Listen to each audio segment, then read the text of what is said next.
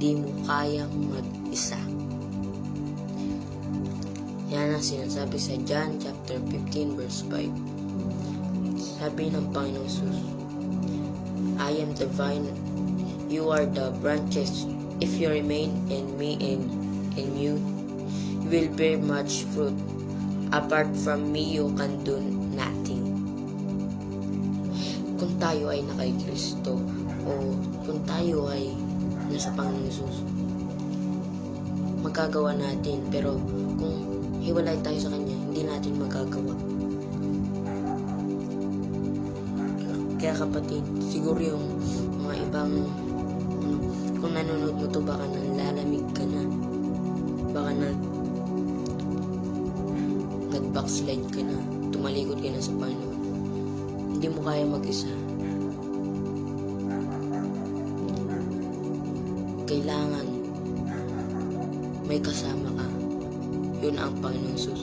Manatili ka sa Kanya, hindi yung aalis ka, tatalikod ka sa Kanya dahil hindi mo kayang mag-isa. Hindi pa ba sapat yung ginawa ng Panginoon Jesus sa krus? Hindi pa ba sapat yung nalaman mo na siya ay namatay para sa'yo? Hindi pa ba sapat na yung niyakap ka niya? Hindi pa ba yun sapat?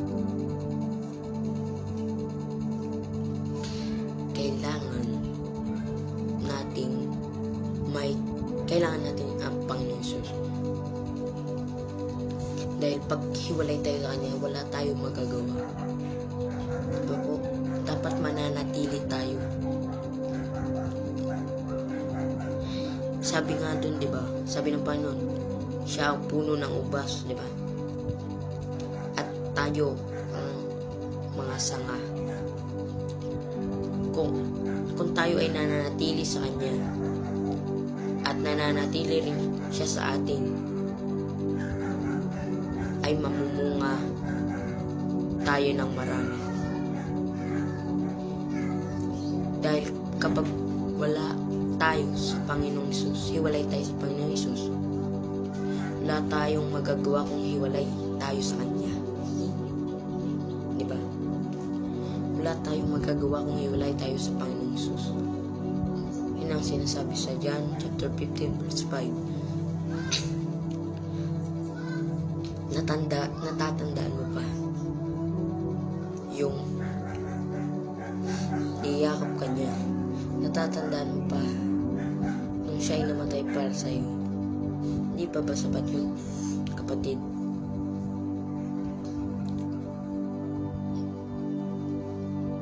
Huwag ka nang tumalikod sa Panginoon pag siya ay nasa'yo na. Kapag ikaw ay nakay Kristo na, huwag mo nang gawin ang mga dating makamundo, dati mong ginagawa, kung ano man yan, kung ano man kasalanan yan, huwag mo nang gagawin, dahil ikaw ay nakay Kristo na. Yan ang sinasabi sa 2 Corinto chapter 5 verse 17. Ang sino mang nakay Kristo na ay isa ng bagong nilalang. Wala na ang dati niyang pagkatao, binago na siya. Binago ka na kung ikaw ay nakay Kristo na. Huwag ka nang lalayo sa Kanya, dahil wala kang magagawa. Di mo kayang mag-isa. Amen po. Di mo kayang mag-isa. Kailangan tayong patuloy na nakay Kristo habang tayo ay nabubuhay. Kailangan maging sanga tayo na hindi napuputol, hindi natitinag, hindi lumalayo sa Panginoon. Sinasabi niya nga doon sa John 15 verse 5, siya ang puno ng ubas. Kung sino man ang nananatili sa Kanya ay mamumunga. Kung nananatili tayo sa Kanya, tayo ay mamumunga. Kung mananatili lang tayo. Dahil pag binago ka na ng Panginoon, huwag ka nang bumalik sa nakaraan. Diba? Binabalikan mo pa, huwag mo na balikan. Kaya, kung tumatakbo ka sa kasamaan, tumatakbo ka papunta sa Panginoon, maganda yun, di ba? Hindi yung tinatakbuhan mo ng Panginoon. Dapat lumalapit ka sa Panginoon, tinatakbuhan mo yung kasamahan. Lumalapit ka sa Panginoon. Gusto na yung Diyos na kung ikaw yung nag-backslide o tumalikod sa Panginoon, balik ka na, kapatid. Handang-handa kang patawarin, Panginoon.